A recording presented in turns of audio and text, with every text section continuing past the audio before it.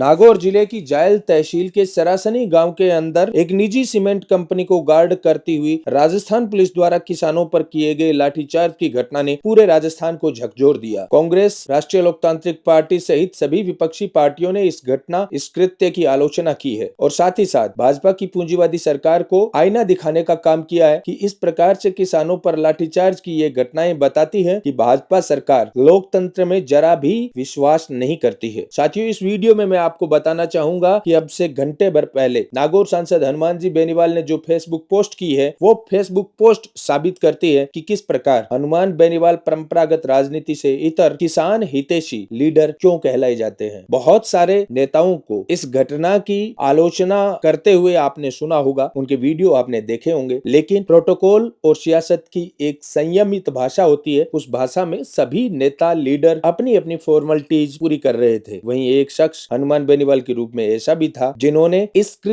घटना के खिलाफ इस प्रकार की प्रतिक्रिया दी है, जो प्रतिक्रिया प्रत्येक किसान को समझनी चाहिए, जाननी चाहिए। तो देखिए कि अब से घंटे भर पहले नागौर सांसद हनुमान जी बेनीवाल ने अपनी फेसबुक वॉल पर ऐसा क्या लिखा कि भाजपा सरकार की नींदें हराम हो चुकी है। नागौर के निकट सरासनी गांव की सरहद पर जेएसडब्ल्यू सीमेंट कंपनी की मनमर्जी और गलत नीतियों के खिलाफ लंबे समय से लोकतांत्रिक रूप से धरने पर बैठे किसानों पर पुलिस से लाठीचार्ज करवाने के बाद भय दिखाकर झूठा समझौता करवाया गया और समझौते के बाद भी पुलिस ने किसानों के खिलाफ ही झूठा मुकदमा दर्ज कर लिया। पुलिस प्रशासन का यह कृत्य अंग्रेजी हुकूमत के उन तौर तरीकों को याद दिलाता है जो हम किताबों में पढ़ते आए हैं। तो ये हनुमान बेनीवाल की वो भाषा है, वो उनकी राजनीति करने का तरीका है, जो किसानों, जवानों और मजदूरों के पक्ष में जब जब वो बोलते हैं, नौजवानों के पक्ष में, किसानों के पक्ष में, तो वो राजनीति के जो प्रोटोकॉल होते हैं वो प्रोटोकॉल भूल जाते हैं। आगे आप देखेंगे कि इसी फेसबुक वॉल में उन्होंने कितने कठोर शब्दों का प्रयोग किया है। तो देखिए, एक निजी सीमेंट कंपनी का पक्षधर बनकर किसानों के हितों की अनदेखी करने वाली राजस्थान की भाजपा सरकार की तानाशाही को बर्दाश्त नहीं किया जाएगा। जेएसडब्ल्यू सीमेंट कंपनी सिक्कों की खनक से चंद अफसरों व चंद नेताओं को मुजरा करा सकती है, लेकिन हम किसानों के हितों पर कुठाराघात नहीं होने देंगे। अंग्रेजी शासन के नक्शे कदम पर चलने का प्रयास करने वाली इस कंपनी को मुंहतोड़ जवाब दिया जाएगा। जल्द ही ऐसी सीमेंट कंपनियों की नीतियों और मनमर्जी के खिलाफ बड़ा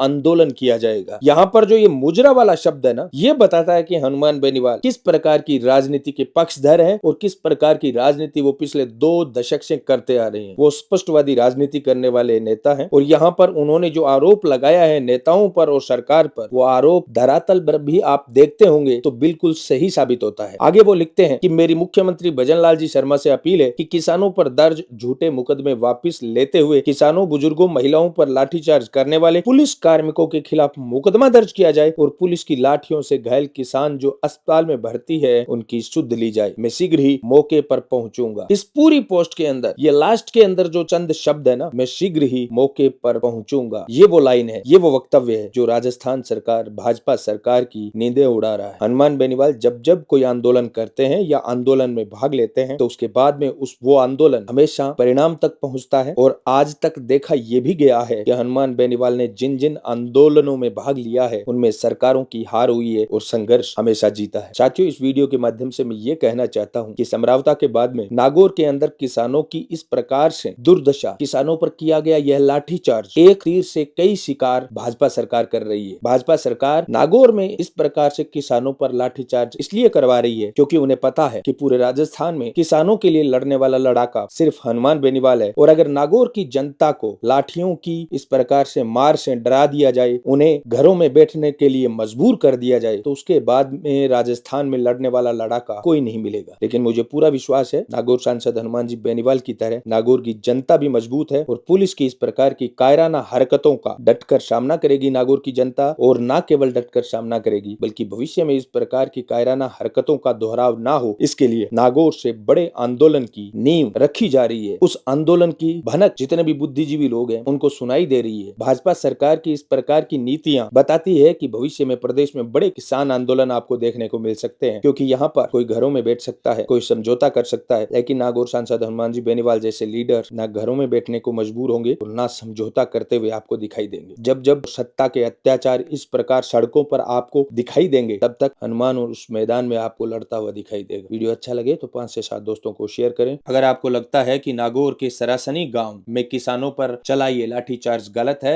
और इस लाठीचार्ज के अंदर जितने भी दोषी पुलिसकर्मी हैं उनके खिलाफ कानूनी कार्रवाई होनी चाहिए। तो कमेंट बॉक्स में जरूर अवगत करवाएं। हमारी पत्रकारिता को, स्वतंत्र पत्रकारिता को अगर आप सपोर्ट करना चाहते हैं तो QR कोड स्क्रीन पर दिखाई दे रहा है, जो फोन पे और गूगल पे नंबर है वो भी आपको स्क्रीन पर दिखाई दे रहे हैं। आप अपने सामर्थ्य अनुसार हमें सपोर्ट कर सकते हैं। धन्यवाद। जय किसान।